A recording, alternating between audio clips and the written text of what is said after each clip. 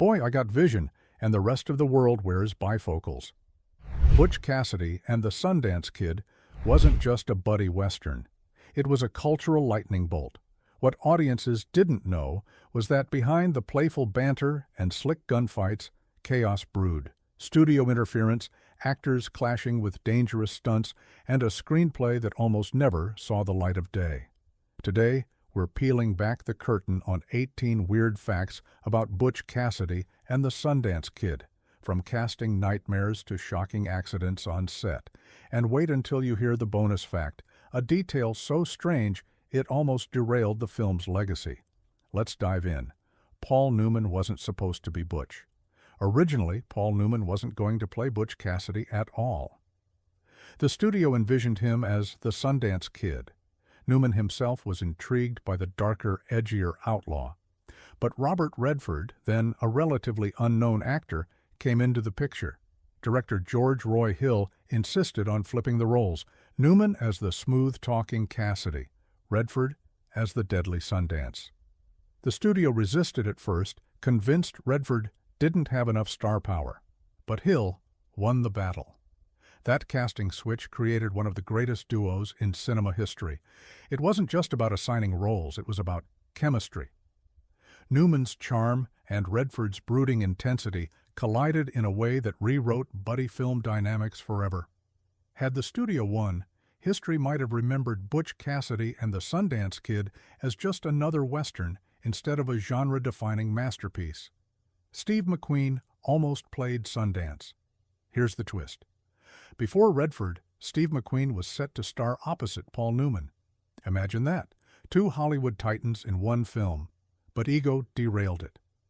McQueen wanted top billing, and Newman wanted equal billing. The negotiations became a stalemate. No compromise meant no McQueen. What audiences didn't see was how close this film came to having a completely different legacy. If McQueen had stayed, Redford might never have had his breakthrough, and the famed Newman-Redford pairing, immortalized later in The Sting, would never exist. In a strange way, McQueen's stubbornness paved the way for Redford's superstardom. It wasn't rejection. It was fate in disguise. The infamous bicycle scene almost got cut. The light-hearted bicycle sequence, Newman clowning around to "Raindrops Keep Falling on My Head," is iconic now. But during production, both Newman and director Hill worried it was too silly, too out of place in a Western about doomed outlaws. The studio executives hated it, calling it a tonal disaster, yet Burt Bacharach's catchy song elevated the scene into cinematic legend. Ironically, critics initially mocked it as indulgent fluff. Decades later, it's celebrated as the film's most charming moment. Not just comic relief, but a haunting reminder of fleeting joy before tragedy. Cutting it would have robbed the movie of its emotional heartbeat. Sometimes what feels wrong in production becomes unforgettable on screen. Dangerous train stunts terrified the cast. The film's train heists looked like Hollywood spectacle, but the stunts were brutally real. Practical explosions ripped through boxcars, and Paul Newman insisted on doing many of his own sequences. Crew members described near misses with shrapnel and uncontrolled fire. Redford, determined to prove himself, performed a risky stunt running across the top of a moving train, despite the insurance company's protests. "I didn't want to look like a coward," he later admitted. What the audience sees as exhilarating outlaw chaos was, behind the scenes, a tightrope of danger, not acting, but survival. It added authenticity, but also put lives on the line.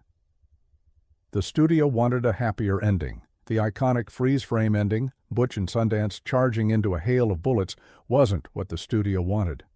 Executives pushed for an upbeat finale, something that could be spun into sequels.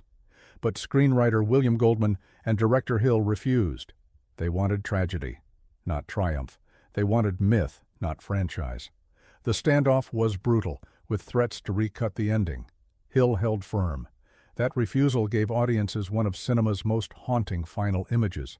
Not victory, but immortality. The choice reshaped how Westerns could end, not with closure, but with legend echoing into eternity. Catherine Ross, nearly got fired for touching the camera. Catherine Ross, who played Etta Place, wasn't just the film's female lead, she was curious about the technical side too. One day on set, she asked to operate the camera during a scene. Cinematographer Conrad Hall allowed it, but when director George Roy Hill found out, he exploded. Hill had a strict rule: only the camera crew touched the equipment. Ross broke that unspoken law. Hill was so furious he nearly had her fired on the spot. The irony.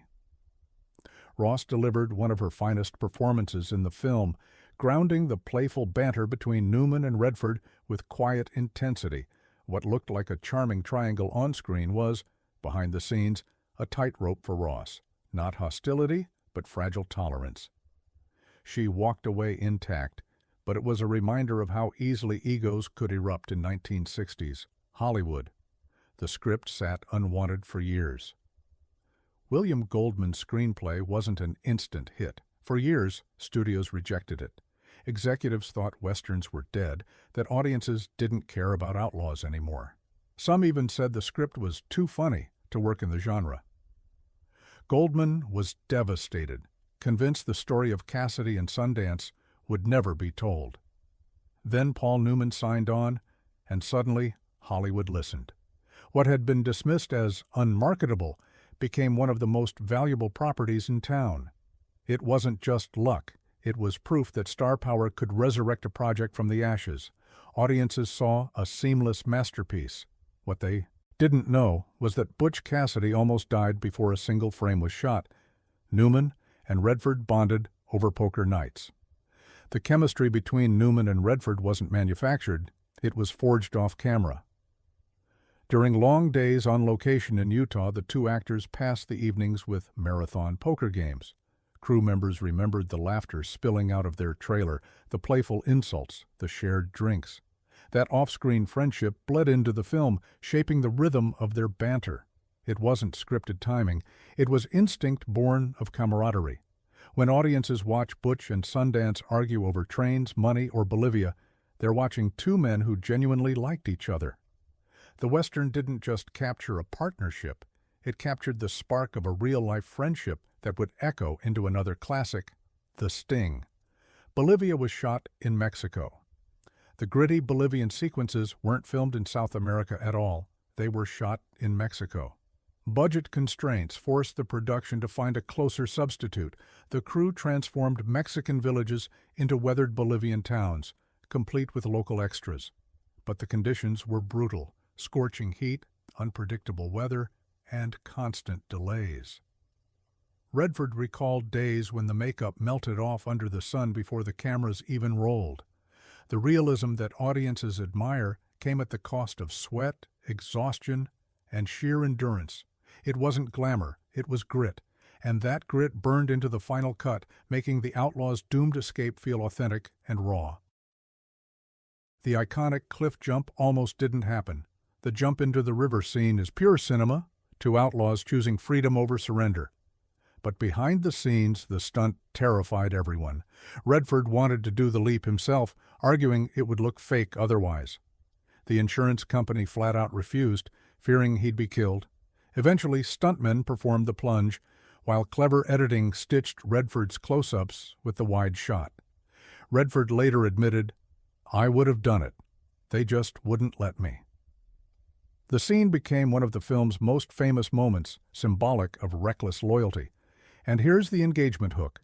Go ahead and like and subscribe, because just like that leap, the next 8 facts dive even deeper into the chaos that audiences never saw.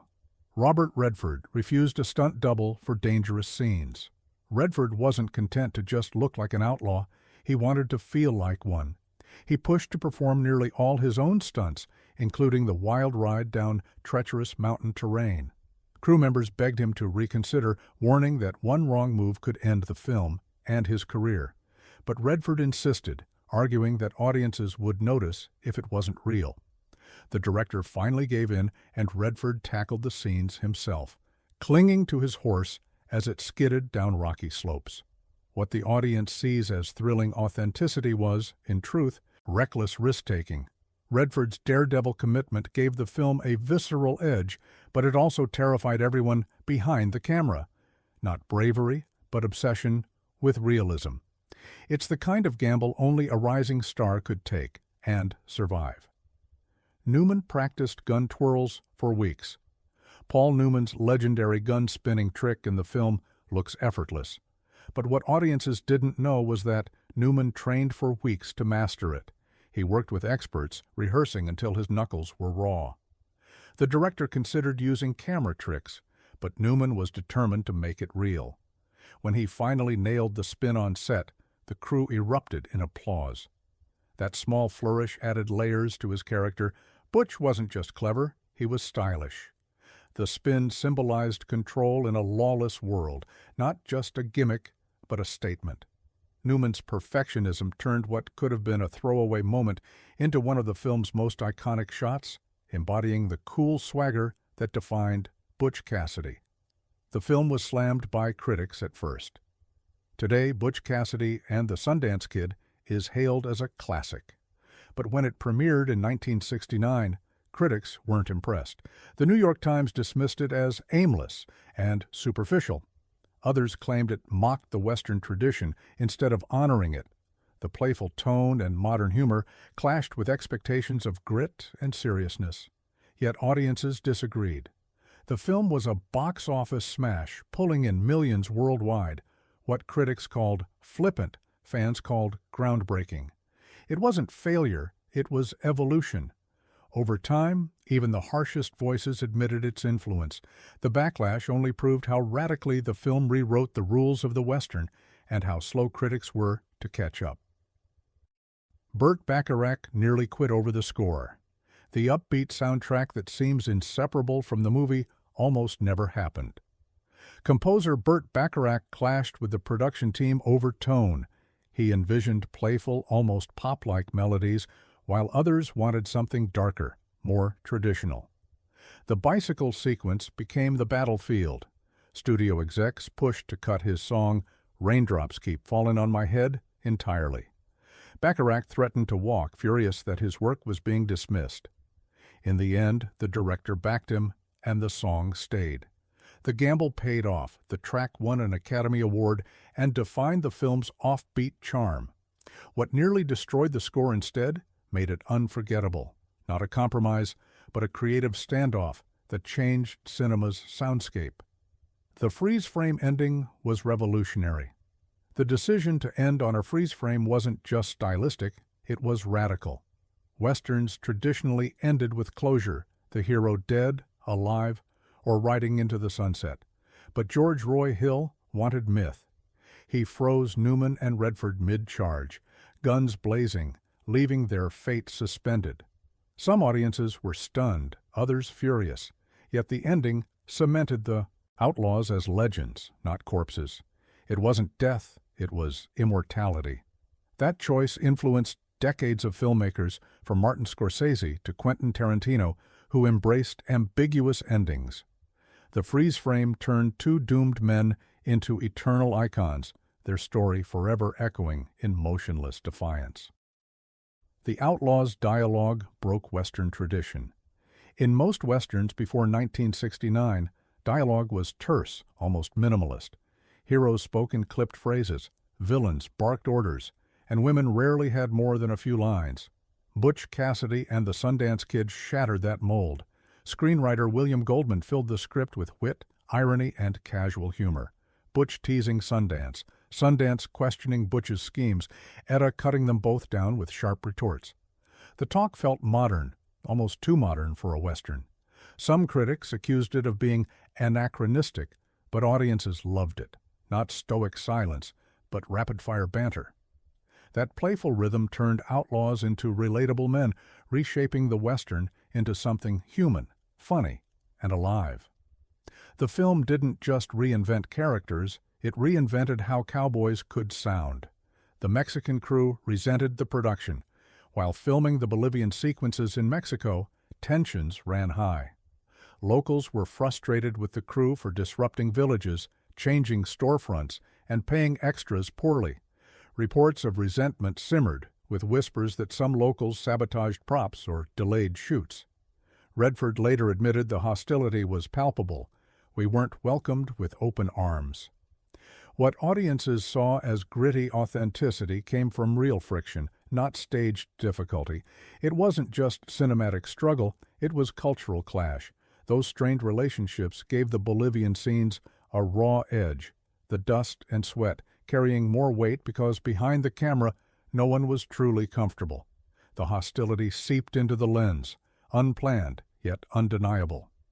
It sparked the revisionist Western boom. Butch Cassidy and the Sundance Kid didn't just succeed, it cracked the Western wide open. Before it, the genre leaned on tropes of stoic heroes, noble lawmen, and villainous outlaws. After it, Hollywood leaned into anti-heroes, humor, and ambiguity. Films like McCabe and Mrs. Miller and Pat Garrett and Billy the Kid owe their DNA to Goldman's script. Not myth, but subversion. Not clarity, but gray morality. The film's influence extended beyond Westerns, too. Its buddy dynamic inspired countless action duos, from Lethal Weapon to Butch Cassidy-style parodies. The laughter, the doubt, the doomed ending. It all signaled that Hollywood storytelling had changed forever. The real Butch and Sundance may have survived. The film ends with a blaze of glory, the outlaws cut down by Bolivian soldiers. But here's the twist. Historians still debate whether Butch Cassidy and the Sundance Kid actually died in that 1908 shootout. Some believe they escaped, changed identities, and lived quietly in the U.S. under new names. There are even eyewitness accounts of Cassidy returning to Utah years later. William Goldman knew these rumors, but he chose legend over uncertainty. The freeze-frame death wasn't history, it was myth-making. What audiences didn't know was that their heroes' true fates may remain unsolved, forever tangled between folklore and fact. Butch Cassidy and the Sundance Kid wasn't just a Western. It was a turning point, a blend of myth, humor, danger, and tragedy that reshaped how stories could be told. Behind the charm was chaos, behind the banter was risk, and behind the freeze frame was legend. Like and subscribe for more hidden Hollywood stories, because just like Butch and Sundance, some legends never die.